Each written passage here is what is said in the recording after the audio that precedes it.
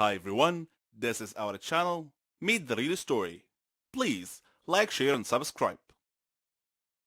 I adore detective adventures and solving puzzles that others can't. I'm crazy about this. I love challenges and mysteries. I'm Ramon.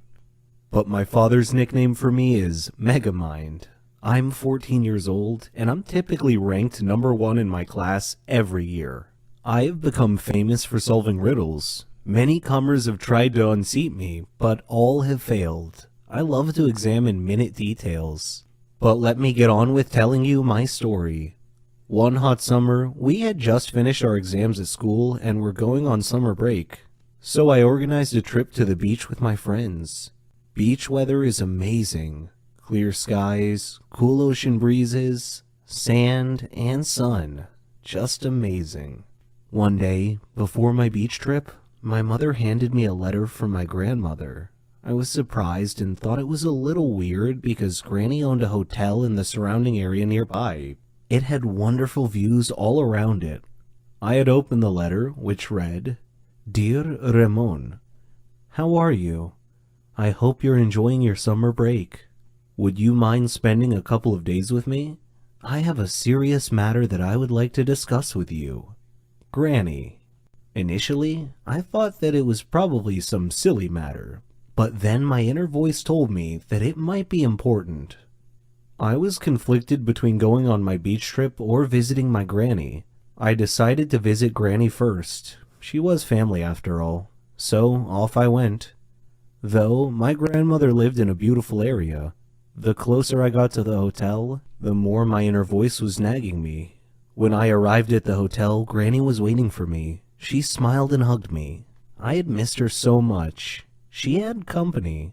Raul, her maintenance man, and Malika, her housekeeper and assistant. There weren't any guests in the hotel at the time, and I asked her why. Her face changed, and she said that was what she wanted to speak to me about. So we went to her room to talk. She then proceeded to tell me that the hotel was haunted. "Haunted?" I exclaimed. "What makes you think that?" Granny said, "The hotel has evil spirits that frighten the guests at night." I didn't want to believe it, but I knew Granny was a rational person. I suspected there was more to this than meets the eye, so I decided to investigate this intriguing mystery.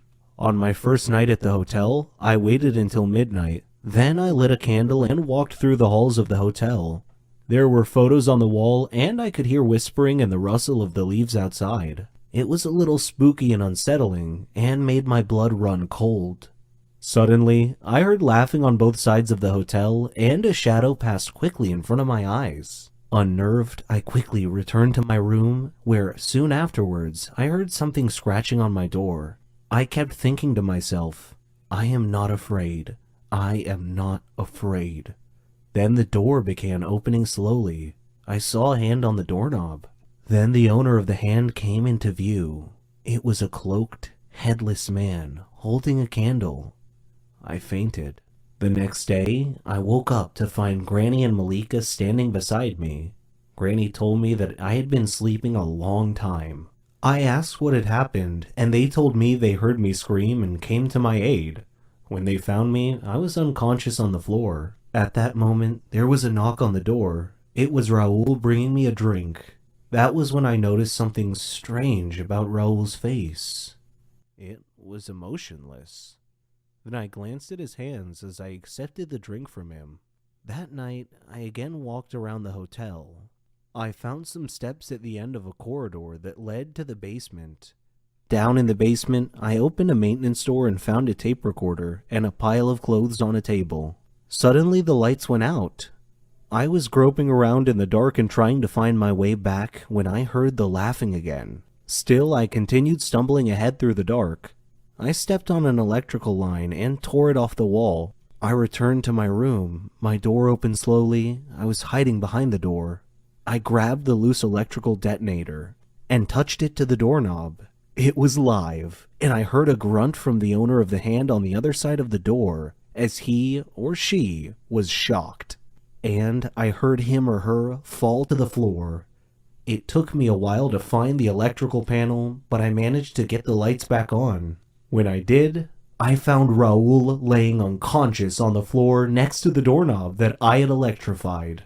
I called Granny and Malika down to the basement. Granny asked what had happened. I replied, "Granny, you really need to screen your employees better. Raul was your ghost."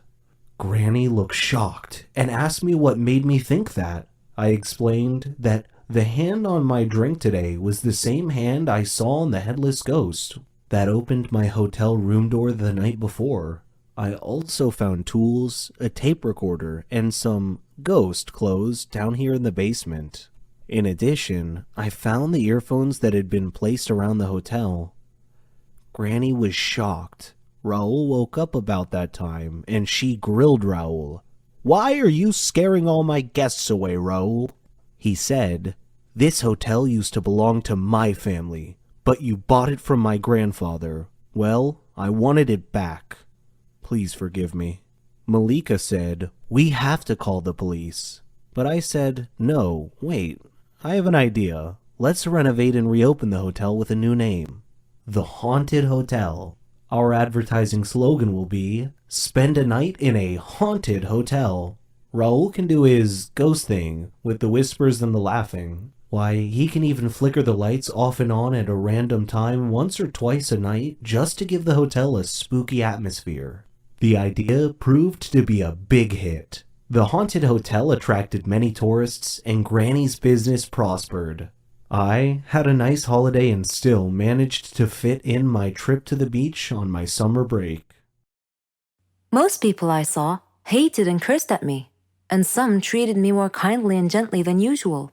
It was very confusing, to be honest. I didn't know the reason for people's animosity towards me, but I thought perhaps it had something to do with my mother. Before telling my story, let me introduce myself. My name is Maria. I lived in a poor neighborhood fraught with drugs and death.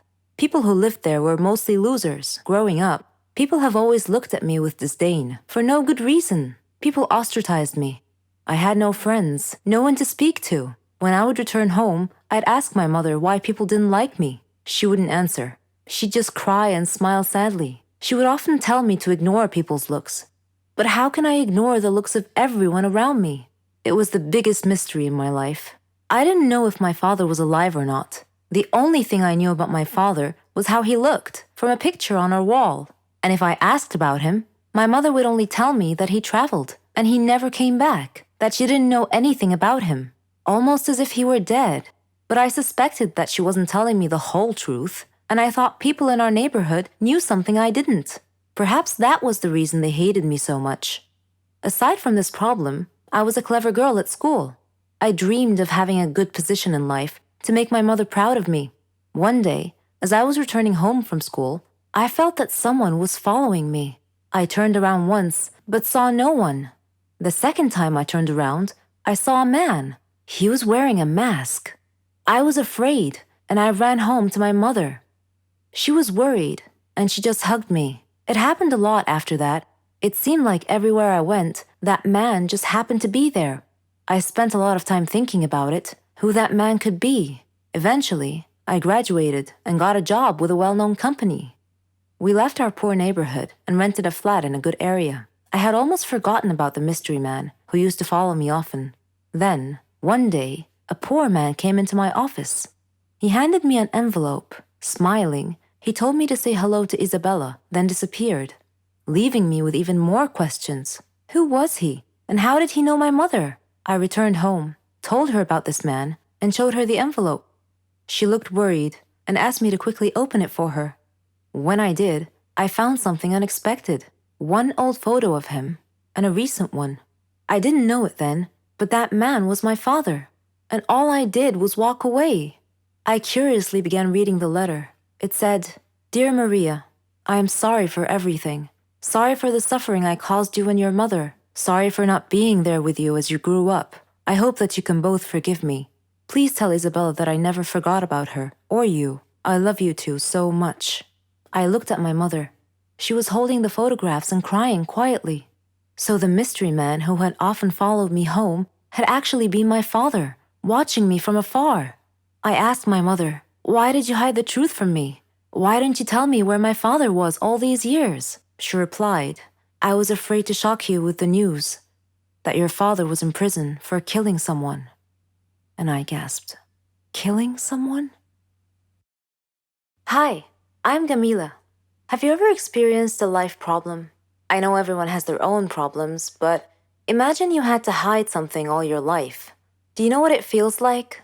If not, let me tell you. My name is Gamila.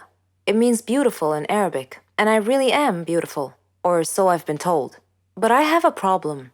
I always wear a glove on my left hand, anywhere I go, because I'm too embarrassed to show it to anyone.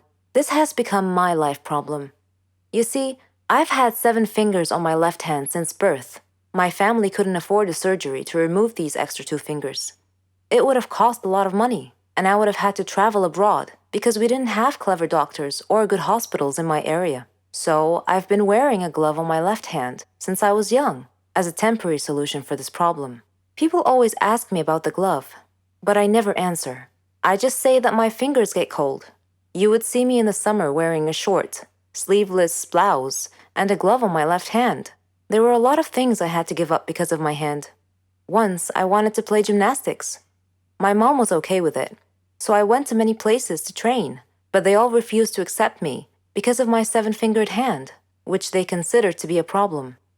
At school, my classmates would laugh and ridicule me a lot, so I never had a lot of friends, just a few. I got into the college of my dreams. I thought that people might stop this bullying, so I considered taking off the glove. But I was afraid, because I was going to join a new society, so I didn't. I went with the glove instead.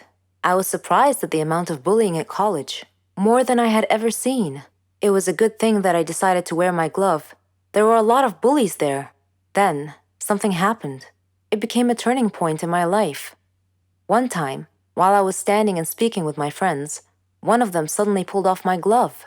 This glove was old and wasn't very tight on my hand. I had been intending to buy a new one after school, but they all discovered my secret. Some were astonished, while others started making fun of me and bullying me. I stopped going to university for a whole week. People blamed me for something that wasn't my fault, but that was the story of my life. If I hid away now, I'd be in this mess forever. So I decided never to wear that glove again. I decided to face my fears. I am beautiful enough to live a good life. I decided to ignore all the bullies and take care of myself. I went to my college. I didn't care about people's opinions. I focused on my studies, had great success, and proved to myself and to others that I was not disabled. The disabled can't think or succeed. Later, when I was attending a lecture by a famous doctor, he noticed my hand and offered to operate on it and make it look normal. This surgery would be the first of its kind in my country, and I accepted. When I saw my hand after the surgery, I couldn't believe myself. Bullying can ruin people's lives, but as they say, no one can make you feel inferior without your consent. I don't really like Indian movies because the actors are always overreacting, and the movies are not logical at all. But this is just my personal opinion. However, I've discovered that there are stories stranger than Indian movies. Let me give you a real-life example. I'll tell you a story about a young woman named Samantha. Samantha was a beautiful girl with blonde hair and green eyes. She lived with her grandmother after her parents died in a horrible car accident. The whole country read about it. She had many friends, and all the neighbors liked her. They considered her the most beautiful girl in town. Many had proposed to her, but she didn't care much for them. One day, Samantha was walking alone down the street after visiting one of her friends. Suddenly, she had an eerie feeling that someone was following her. She began running and crying for help. Her follower began running and stopped her. He was an ugly man, pointing a knife in her direction. He asked her to hand over her purse. She threw it at him and made a run for it. The man said wait and made to stop her, but another man appeared out of nowhere and punched the thief, who fell unconscious. The brave and good Samaritan picked up Samantha's purse and handed it to her. He was very handsome, with green eyes, soft hair, and an amazing smile. He escorted her back home, and she felt that he was her knight in shining armor. She went inside and hugged her grandmother tight, who was a little surprised but smiled. Samantha was so happy that she gently pulled her grandmother to her feet and they whirled around and danced playfully. The very next day, she was surprised when she answered the doorbell. Steve, the tall, handsome man, was standing there, holding flowers. He proposed to her, and she said yes. Thus began their love story. Then one day, Samantha was standing in the kitchen preparing dinner. Steve and her grandmother were out, but they were supposed to be back soon. Samantha had everything ready, and she set the table. The house door opened, and Steve walked in. Samantha went to greet him, but she felt dizzy and fainted. Steve quickly took her to the hospital. The doctor congratulated Steve, saying that he was going to be a father. Steve was ecstatic, but Samantha was not. Instead, she was shocked and nervous. She said that she was too young to have kids, that she wasn't ready to be a mother. Steve was taken aback and said, "But why? Don't you want him?" Things were different from that point on. Samantha tried to get an abortion several times, but Steve was always stopping her. She couldn't accept it. She blamed Steve, but Steve couldn't understand her.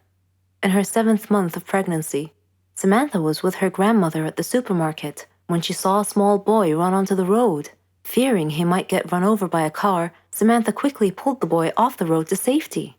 The boy's mother saw what happened and thanked Samantha, feeling so grateful and relieved. Samantha was crying at the moment and replied, "No need to thank me. I'm going to be a mother like you soon." For the first time, she was beginning to feel real affection for the baby. "Forgive me," she silently thought to herself. She tried to contact Steve many times to tell him that she had finally accepted. She was ready to become a mother, but he never responded. Finally, the day had come. Samantha went to the hospital to give birth. After the surgery, she was very tired. Nevertheless, when she woke up, she immediately asked for the baby. Her grandmother handed her the child. It was a daughter, and she was so beautiful. The nurse tried to take the baby out of her arms, but Samantha refused, wanting to hold her for as long as she could. The next day, Samantha heard a big commotion, and she had a feeling of dread that something bad had just happened. It was confirmed when she saw her grandmother's face. She asked what had happened, and her grandmother told her that a child was missing and had apparently been kidnapped. Samantha's pale face slowly pleaded, "Please don't tell me that it was my daughter." When her grandmother nodded, Samantha broke down and began crying and wailing in pain. The nurses tried to calm her down, and when she did, her grandmother came over to her and handed her a note. It had been found in her missing daughter's hospital crib. It was in Steve's handwriting. It simply said, "If you don't want her, I do." Then Samantha fainted. For many years, she tried finding her baby, but couldn't. Steve and her daughter had vanished into thin air. She felt as if time had stopped for her, but Steve didn't feel that way. He raised their daughter into a beautiful young woman. He named her Margot. Whenever Margot asked about her mother, Steve would always tell her that her mother was dead, but he often told her stories about her mother and how much he had loved her. Margot's intuition, however, told her that her father wasn't being completely honest with her and that he was hiding some big dark secret. One day, Steve fell ill unexpectedly. He called Margot to him and told her that he was very sick and felt that he was going to die soon. He said that he wanted to reveal a secret that he had long kept from her, that her mother was actually alive, and that her name was Samantha. He told her that he had kidnapped her from the hospital at birth because her mother did not want a child. He regretted it and asked Margot to forgive him. He gave her Samantha's address, and soon after, he died. After his death, Margot decided to go looking for her mother. I am Margot, and I am now standing at my mother's address. At her front door, I cannot predict my mother's reaction when she answers the door and I introduce myself as her daughter, but I'm going to hug her and tell her that I've missed her for so long.